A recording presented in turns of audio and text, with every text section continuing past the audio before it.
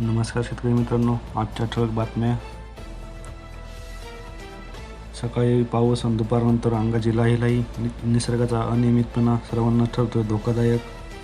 Video शेवटपर्यंत नक्की पहा. पालांदूर आठवडे बाजारात टोमॅटोचे दर घसरले.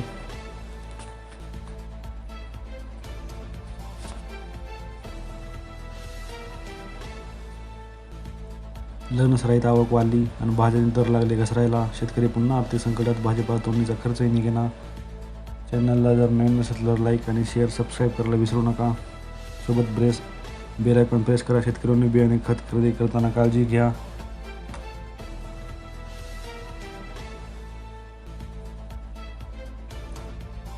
सव्वा 2 लाख हेक्टरवर यंदा बहरणार खरीपातील पिके. कृषी विभागाचे नियोजन. खते बियाणे मुबलक उपलब्ध होणार.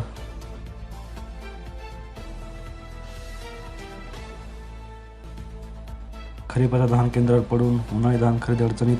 पावसाने खराब होण्याचा धोका. लाखो क्विंटल धान उघड्यावर.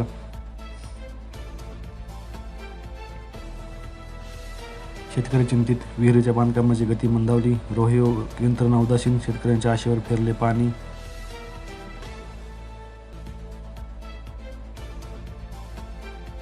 मेहनत फळाला. 2 एकरात 4 लाखांचे उत्पन्न. सोनसरीत नाविन्यपूर्ण शेती.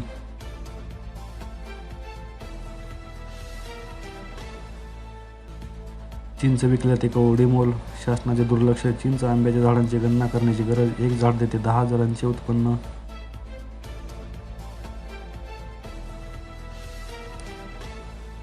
उच्चांकी तापमानामुळे दूध घटले. दिगंची परिस्थिती चित्र. पशुपालक हवालदिल.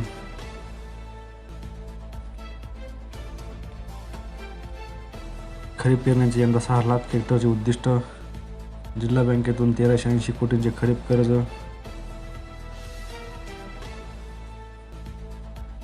हवेचे दाब देत आहेत मान्सूनची वर्दी. हालचालींना वेग. 21 दिवसात मान्सून अंदमानात येणार. पुणे वेधशाळेचा अंदाज.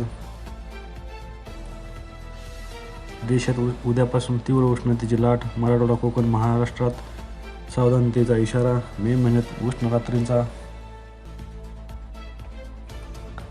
तालुक्यात 800 हेक्टरवरील पिकांचे अवकाळीमुळे नुकसान. सिल्लोड. 2,15,00,000ची गरज. शासनाकडे अहवाल सादर.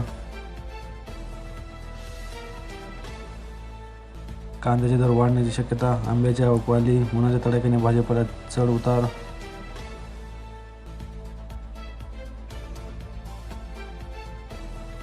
तालुक्यात गारपिटीने 3.94 हेक्टर पिकांचे नुकसान. भोकरदन. जाफराबादमध्ये 15 दिवसातील अवकाळीचा फटका.